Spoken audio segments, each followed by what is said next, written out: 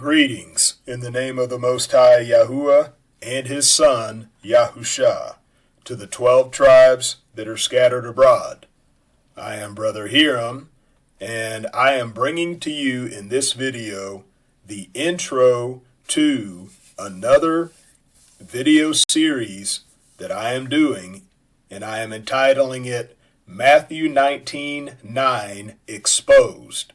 What did Yahusha really say? Matthew 19:9 Exposed. What did Yahusha really say? So this is a much needed re-examination of Matthew 19:9. So why am I bringing this to you? In my personal testimony, I spoke of how the Most High Yahuwah revealed the truth to me about marriage permanence 27 years ago, but I fell away from it because of a misunderstanding of Matthew 19:9. Now that the misunderstanding has been cleared up, I have come full circle back to the truth. I am compelled to share with you what I received in answer to prayer concerning this matter. What I am going to cover: the textual variant, how that some of the earliest historical witnesses of the biblical text do not have the current translation of Matthew 19:9. I'm going to pose the question: is this textual variant intentionally being covered up? Now, if you don't know what a textual variant is, I will explain that as we go further. The marriage permanence witness of the Shepherd of Hermas. Now, the Shepherd of Hermas is a so-called extra-biblical writing, a writing that did not make it into the canon of Scripture, the canon of our modern Bible. Nonetheless, it held a lot of influence over the early believers of the first 3 centuries. How we got to where we are today concerning how we interpret Matthew 19:9 and looking at the words of Yahusha in context. What are the issues surrounding Matthew 19:9? Yahusha based his teaching on divorce and remarriage on 2 verses of Scripture. And Elohim made man according to the image of Elohim. He made him, male and female, he made them. This is Genesis chapter 1, verse 27, and I quoted it out of the Septuagint. Therefore shall a man leave his father and his mother, and shall cleave to his wife, and they two shall be one flesh. That's Genesis chapter 2, verse 24, out of the Septuagint as well. Yahusha therefore gave command based upon these 2 verses. So they are no longer 2, but one flesh. Therefore what Elohim has joined together, let man not separate. That's from Matthew 19:6. Yahusha made the following 6 absolute statements regarding divorce and remarriage, wherein he made no exceptions. Whosoever shall put away his wife and marry another committeth adultery against her. Mark 10:11. Whosoever putteth away his wife and marrieth another committeth adultery.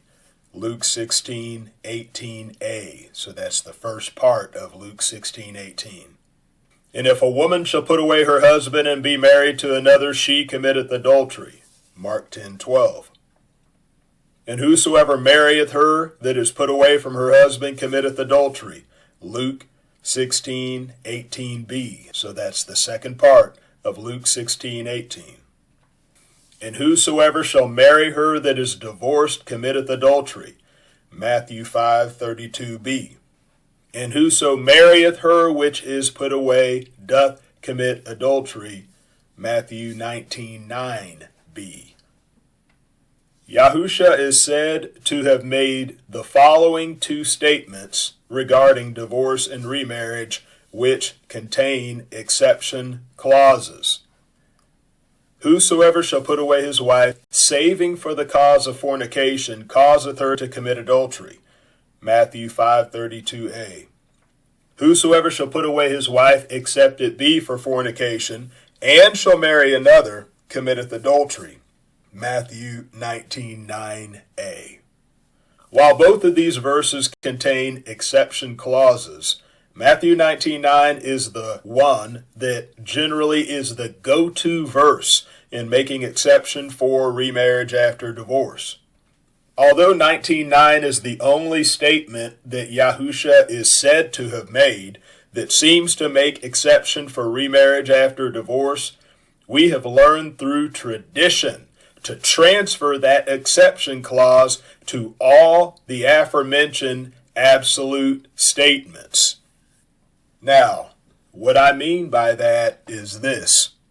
You can go to about 90% of the churches, at least today, and if they ask you to stand up and read some scripture, if you stood up and you read Mark 10, 11, and 12, and Luke 16, 18, that whosoever puts away his wife, marries another, commits adultery against her. If a woman puts away her husband and marries another, she commits adultery. And whosoever shall put away his wife and marry another commits adultery, and whosoever shall marry her who is put away from her husband commits adultery. You can read those verses. You can read the very words of Yahusha and then sit down, and 9 times out of 10 at least, the pastor or whoever's officiating the service will get up and correct you. And they will correct you by quoting Matthew 19:9. And they will say that, yes, the Bible does say that, but it also says, whosoever shall put away his wife, except it be for fornication, and shall marry another, committeth adultery. And so, through tradition, we have learned to filter everything that Yahusha said about this subject through Matthew 19:9. But the problem is we're taking an exception clause that he is said to have made in that verse, and we're attaching it to everything else that he said. For example, when he says that whosoever marries her who's put away from her husband commits adultery, he never made exception for any of those statements. He said that 3 times. However, we have been learned to read that as, and whosoever shall marry her who's put away from her husband, unless there was fornication, commits adultery. That's how we've been trained to look at that. And also the woman's part. And the woman, if she puts away her husband, except to be for fornication, and marries another, she commits adultery. And so even some statements that Paul made. Paul said that the wife is bound by the law to her husband so long as her husband lives. If while her husband lives, if she be married to another, she shall be called an adulteress. But if her husband be dead, then she is no longer an adulteress, though she be married to another man. That's Romans 7, verses 1 and 2. But we have been taught to read it as the wife is bound by the law to her husband as long as her husband liveth, unless they're divorced for fornication. You see how we've been taught through tradition how to use this exception clause. That instead of just reading it how it was supposedly said in Matthew 19:9, we put it in all these places where he didn't put it. And not only that, but this. We have also learned through tradition to add extra exceptions of which Yahusha never spoke, such as abuse, neglect, and abandonment. Now, I certainly don't mean to make light of serious situations like abuse or neglect or abandonment. But as bad as those things are, and the fact that, yes, there are circumstances where you are going to need to get out of there. You are going to need to leave for your own safety, absolutely. But never did Yahusha make exception for remarriage after divorce in such cases. However, we have learned through tradition to add these in as extra exceptions that Yahusha never spoke. So, once again, tradition has taught us to apply the exception clause to everything he said about this subject. And it has also taught us to throw in extra exceptions that he did not make. Challenge questions. I am going to be posing challenge questions at the end of each of the parts of this lesson and at the end of the parts of the other related lessons that I am going to do. Now, the purpose of these challenge questions is to steer the engagement on this issue in a meaningful direction. We're told in Sirach to understand first, then rebuke.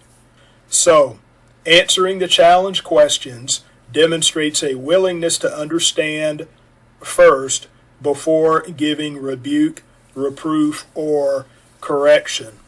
So, if you want to engage with me on this subject, then you will have to answer my challenge questions at the end of each of these parts. You'll have to go through these videos and you will have to answer my challenge questions. And once I see that you've done that, then I will engage with you further on this matter. And see, this makes for better use of our precious time. My time is precious to me, very precious. And I know that some of you, your time is precious to you as well. Now, me personally, I am a business owner, and I am a husband. I am a father of 8 children, 5 of whom are still living with me. And so my time is very precious. I don't have time to fuss and fight and waste time with people that will not at least hear what I have to say and answer my challenge questions. And so this is something that I'm putting in place to be beneficial, not just to me, but to you as well, because we don't have time to waste.